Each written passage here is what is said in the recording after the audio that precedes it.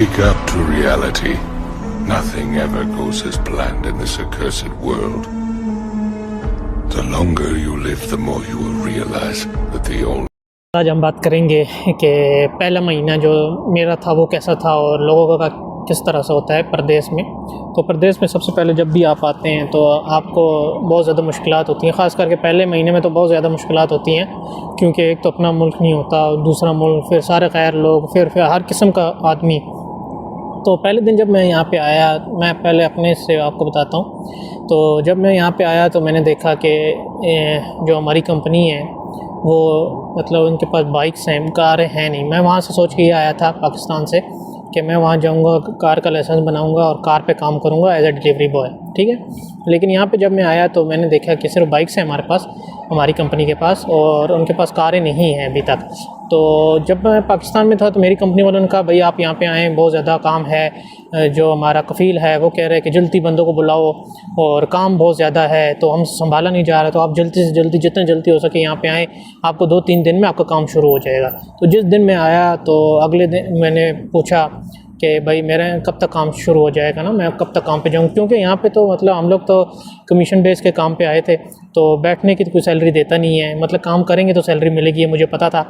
तो मैंने उनसे पूछा भाई कब तक काम पे जाएंगे, तो उन्होंने सबसे पहले मुझे कहा भाई आपको 1 महीना लगेगा। मैं उधर ही हैरान, मैंने कहा ये क्या, पाकिस्तान में ये कह रहे थे भाई जल्दी टिकट कराओ, फ़ौरन पहुँचो, कफ़ील कह रहा है यहाँ काम बहुत है, काम संभाला नहीं जा रहा, फ़ौरन लड़कों को बुलाओ और काम पे लगाओ।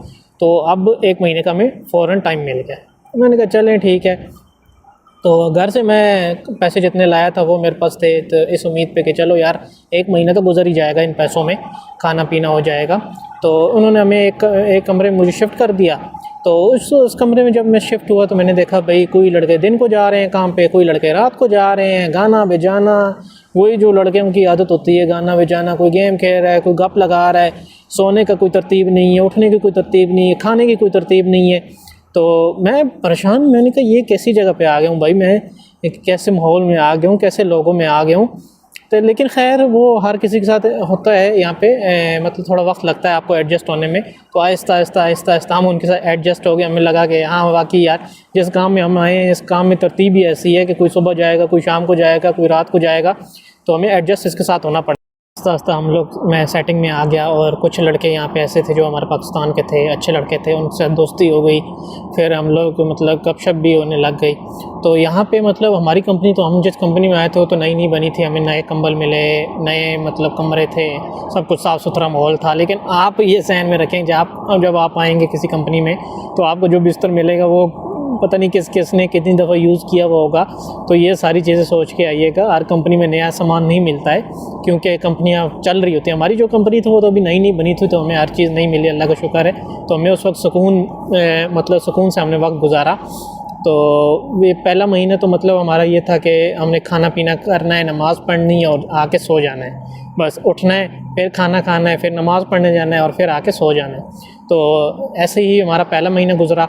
तो लेकिन हमारा पहले महीने में काम नहीं हुआ, फिर दूसरा महीने भी हमने गुजारा, हमारे पास जो पैसे थे वो भी ख़त्म हो गए।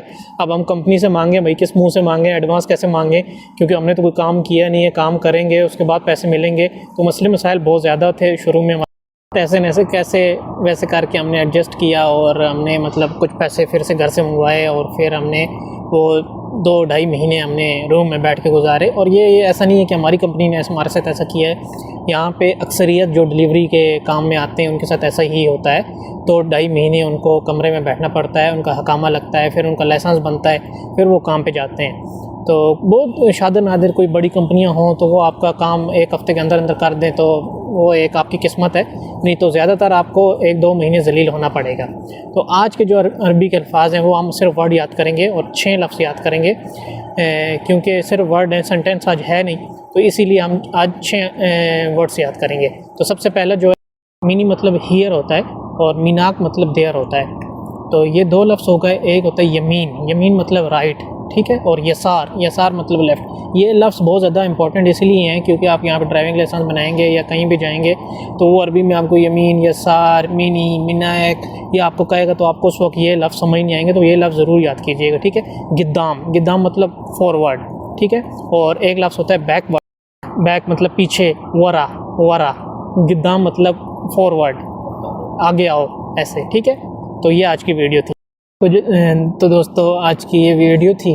अगर आपको अच्छी लगी है, आप समझते हैं कि आपके इन्फॉर्मेशन में मैंने कोई इजाफ़ा किया है या फिर यहाँ सऊदी अरब की तरफ कोई आने का सोच रहा है, तो उसके साथ ही भी ये वीडियो शेयर कर दीजिएगा और मुझे कमेंट में बताइएगा कि मैं किस टॉपिक पे आपकी अगली वीडियो बनाऊँ ताकि आपकी हेल्प हो सके। तो बहुत शुक्रिया, मिलते हैं अगली वीडियो में इंशाअल्लाह। खुदा हाफ़िज़।